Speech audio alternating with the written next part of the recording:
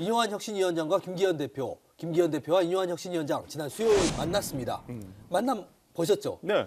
오늘 뭐 한 15분, 17분? 뭐 네. 이 정도 보면 끝나버리더라고요. 뭐 둘 다 무슨 의미가 있나요? 저는 어? 김기현 대표도 네. 그렇고 인요한 혁신위원장도 그렇고 이미 끝난 거 아닌가. 언론에 엄청 관심이 많았는데. 저는 별로 관심이 안 가더라고요. 어. 별 의미가 없다 정치적으로. 왜 의미가 없죠? 아니 큰 네. 의미가 없어요. 왜냐면 오히려 저는 그 전날 있었던 대통령과 어떤 국민의힘 지도부의 만찬이 오히려 더 의미가 있다. 그러니까 그 얼마 전에 인요한 혁신위원장이 내 말이 안 먹히면 특단의 조치가 있을 것 같다라는 어떤 뉘앙스를 풍겼거든요. 저는 그게 그 당시에 그럼 이제 대통령이 나서셔야 되겠구나. 그 나선 게 비공식 만찬이었다고 생각해요. 그때 저는 김기현 대표에게 아마 대통령이 얘기를 했을 거라 생각해요. 혁신이 안을 최대한 수용할 수 있도록 해라. 그렇게 그냥 단칼에 거절하지 말아라. 예.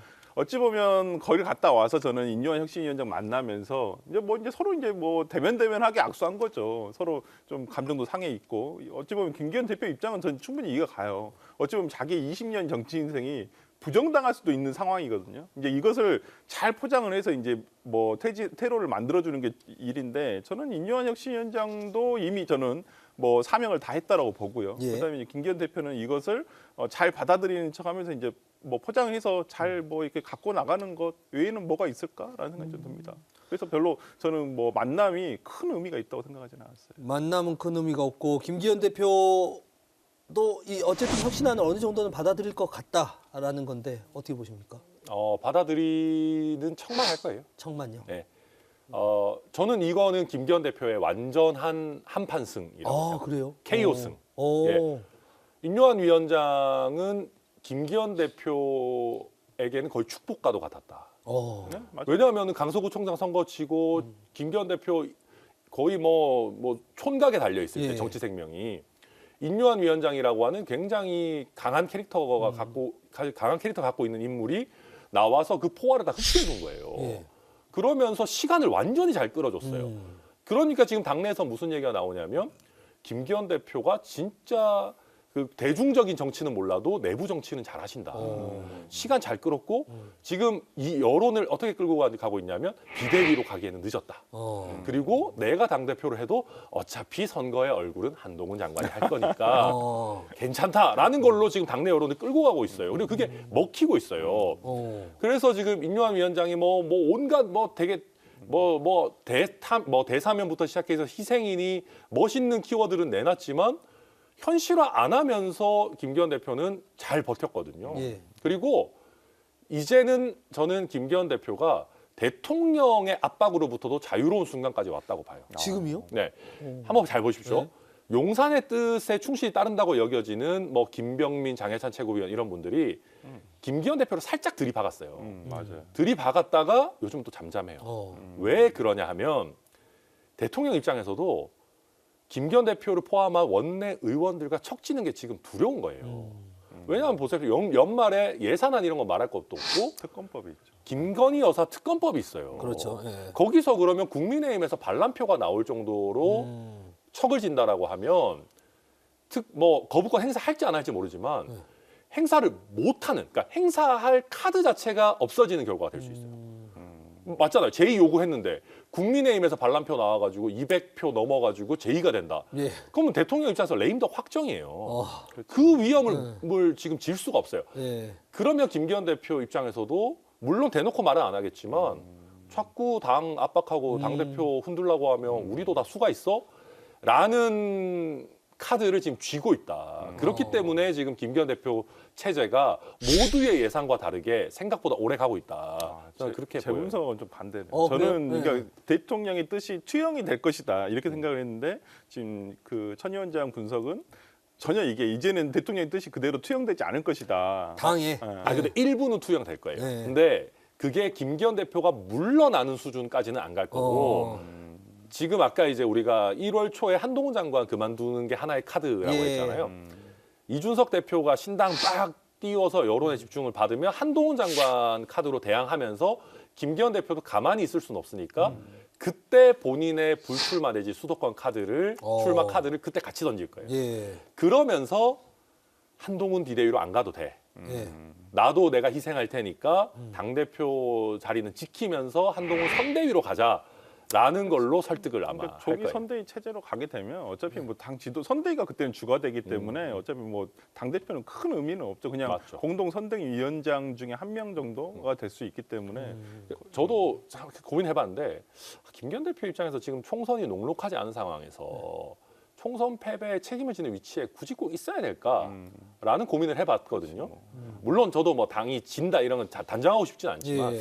근데 김기현 대표 입장에서는 중도의 불명예 퇴진을 하면은 아예 이거는 미래가 없는 거예요. 그러니까 총선은 아직까지 얼마 이상 남았으니까 어떻게 요동이 칠지 모르고 한번 총선까지는 갈 수 있어야 도박이라도 해볼 수 있다. 그 생각일 겁니다. 총선 과정에서 또 중요한 게 공천 관리잖아요. 그렇죠.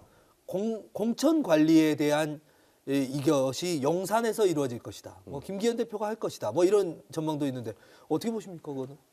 저도 몇 달 전에 저한테 물어보셨으면 거의 100% 용산에서 할 겁니다 이렇게 말씀드렸을 텐데 네.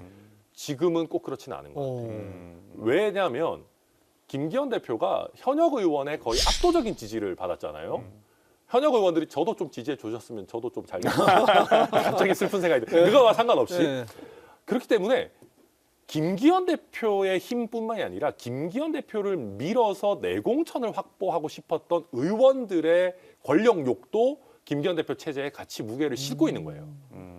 그렇기 때문에 용산에서 일방적으로 치고 나오면은 생각보다 꿈틀할 거다. 그래서 그걸 용산도 아니까 어느 정도는 타협하면서 갈 수밖에 없는 지금 환경까지 왔다. 그렇기 때문에 김기현 대표를 지지하는 그 지탱하는 힘은 다른 게 아니고 예. 김기현 대표에게 배팅했던 의원들의 권력욕이에요. 그것 때문에 아직 지속이 되고 있는 거예요. 용산의 물갈이가 막힐 수도 있다.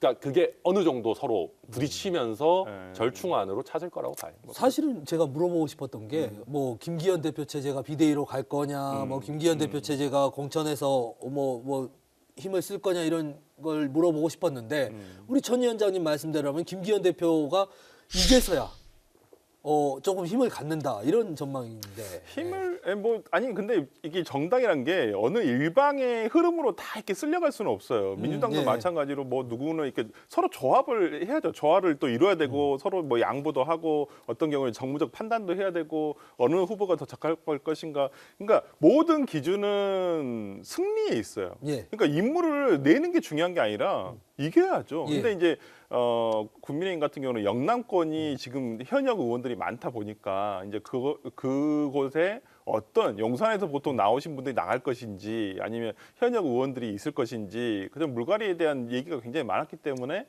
이런 부분 김기현 대표가 거의 용산의 어떤 오더를 그냥 수용하지 않을까 했었는데 뭐 지금 천 위원장님 말씀 들어보면 당내 상황이 꼭 그렇지만은 않다라는 예. 것이니까 한번 두고는 봐야 되는데 뭐 김기현 대표는 지금 말씀대로 하면 진짜 김기현 대표 없는 김기현 팀이죠. 홍철 없는 홍천 팀인데 예. 그냥 뭐 자기는 뒤로 빠져 있으면서 뭐 앞에 조금 뭐 한동훈 장관이라든지 원희룡 장관이라든지 이런 선수들을 조금 더 전면에 배치를 하는 뭐 그렇게 나오지 않을까 싶네요. 그거는 미봉책이고 근데 사실 한동훈 장관을 내세우고 자기가 앉아 있는 것은 지금 현재 있는 현역 의원이라든지 네. 원외 인사들은 김기현 대표 체제로 과연 수도권이나 충청권 뭐 이곳에서 승리할 수 있겠냐 이런 여론은 없습니까? 당연히 많죠. 근데 그 여론을 얘기할 사람들이 힘이 없어요. 예, 그러니까 수도권에 의원이 너무 없고 충청권에서도 지난번에 다 떨어졌잖아요. 그러니까 충청권에서도 굉장히 국민의힘 당세가 센 데들만 됐거든요. 지난번에. 그러니까 그분들은 공천이 중요하지 본선 걱정이 별로 없는 거예요. 지금. 그러다 보니까 위기감을 제대로 원내에 전달해 줄 사람이 없다. 그게 가장 크고요. 그것보다도 아까도 말씀드렸지만 김기현 대표에게 힘을 실었던 현역 의원들은 내공천이 중요한 거예요. 당의 전체적인 판세보다. 네. 이거 한번 보십시오. TK 본진 민심이 흔들리니까 얼마나 재빠르게 반응합니까? 가장 센 전략 자산이 한동훈 장관도 대구 가서 3시간 동안 셀카 찍고 막 대통령도 서문시장 가시고 칠성시장도 가시고 박근혜 대통령도 만나고 수도권 흔들릴 때는요. 그렇지. 별 조치가 없어요. 근데 현역 의원들 내지는 국민의힘의 기득권이 흔들릴 때는 그만큼 빠르게 대응하는 거거든요. 제가 이거 보면서 수도권에 대해 가지고는 이런 정도의 어떤 열정이 없구나. 그게 가장 큰 문제입니다. 그러니까 미봉책으로 김기현 대표 계속 같이 가려는 거에 대해서 보수 언론이 때리는 거예요. 김기현 대표가 내려올 것 같았으면 보수 언론이 굳이 안 때려요. 근데 최근에 보면 안 내려올 것 같으니까 지금 보수 언론이 엄청나게 때리고 있는데 거기에 대해서 김기현 대표나 뭐 용산이 과연 반응할 거냐?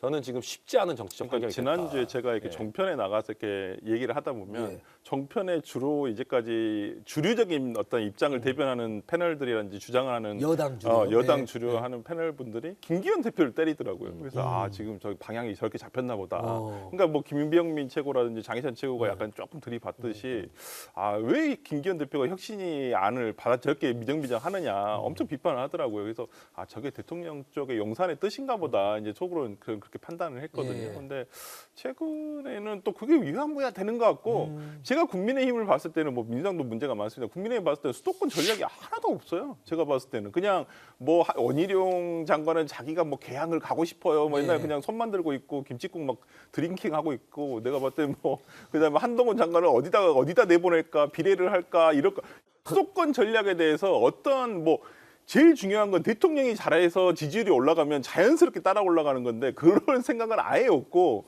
최근에 제가 봤을 때 국민의힘은 수도권 전략이 하나도 없어 보인다. 예. 네. 뭐라도 있겠죠. 이준석 신당은 어떻게 되어갑니까?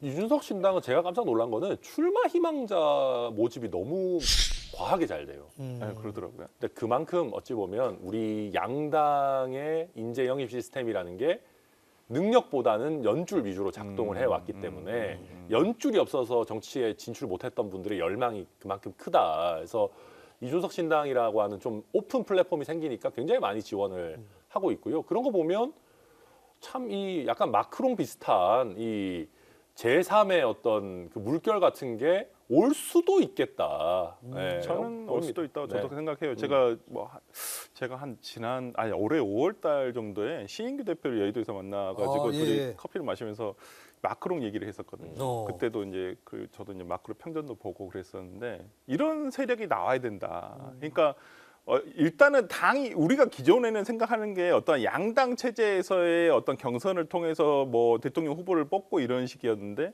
이제는 어떤 제3지대가 어떤 한 인물 중심으로 가야 된다 생각을 해요. 그래서 그 사람이 대통령이 되면 어떤 지형을 넓혀가는 관계로 가야 되지 않을까라는 생각이 좀 들어서 뭐 저는 뭐 이준석 대표가 마크롱처럼 될 수도 있다고 저는 생각을 해요 개인적으로는.